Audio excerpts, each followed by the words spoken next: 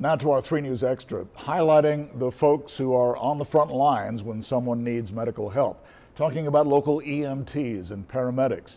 But there is a growing urgency now to find qualified people to fill those positions. Currently, the Corpus Christi Fire Department has a staff of just over 400 firefighters who are also required to be paramedics. Earlier this month, the department posted this picture of a room filled with applicants who showed up to take the entrance exam. There were about 300 people there, but of those, only a handful will have what it takes to be hired. And tonight, our Bill Churchwell and Taylor Alanis team up to take a closer look at the men and women who have signed up to save lives. We are standing in front of one of the busiest firehouses in the entire country. We're talking about Fire Station number 3 right here in Corpus Christi. And tonight, we are taking you along for the ride. And as we found out, it's a very demanding job. So these paramedics know when they go out on the streets, they have to be prepared for anything. It was a baptism by fire. This is my first 911 job.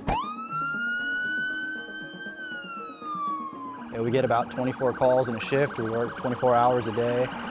A hectic shift. Paramedics Aaron Hernandez and Brad Crabtree are just starting, ready to respond to any emergency. Heart attacks, strokes, seizures, cardiac arrest to gunshot wounds, stabbings, car accidents, all sorts of things. Station 3 on Morgan Avenue covers an area where a majority of people are elderly or below the poverty line. Whenever we see them, it's going to be usually their worst day.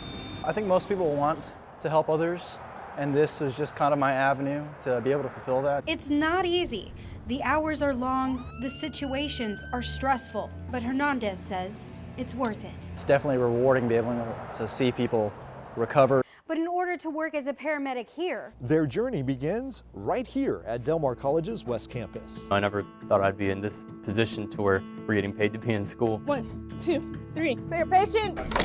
James Meyer is among the 31 cadets currently being trained to become the next generation of firefighters and paramedics in the city. For me, I just wanted to do it ever since I was 5 years old, and I saw my first fire truck. Clear patient. Many of the cadets have a calling to help save others. Check for pulse. The certification course is intense. From EMT to paramedic to firefighter, it can take up to 20 months of hands-on learning.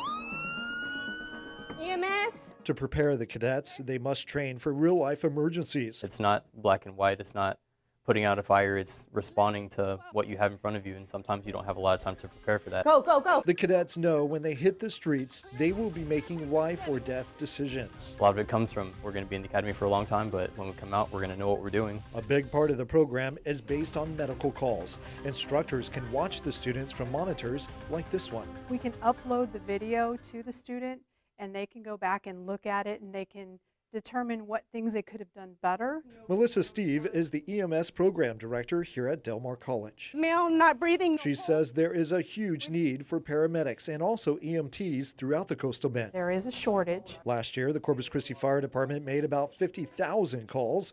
Of those, 40,000 of them were medical calls. One of the reasons why we are so insistent that people who come to work for us become paramedic is because the bulk of our work is in the medical field. Fire Chief Robert Rocha takes great pride in the type of training his firefighters and paramedics receive and strives to have a diverse department. In fact, CCFD receives applications from all over the country. We really want people to know that the Corpus Christi Fire Department, the doors are open and we want to hire you. To be a part of something bigger, not just heroes, but a family happy to serve the community.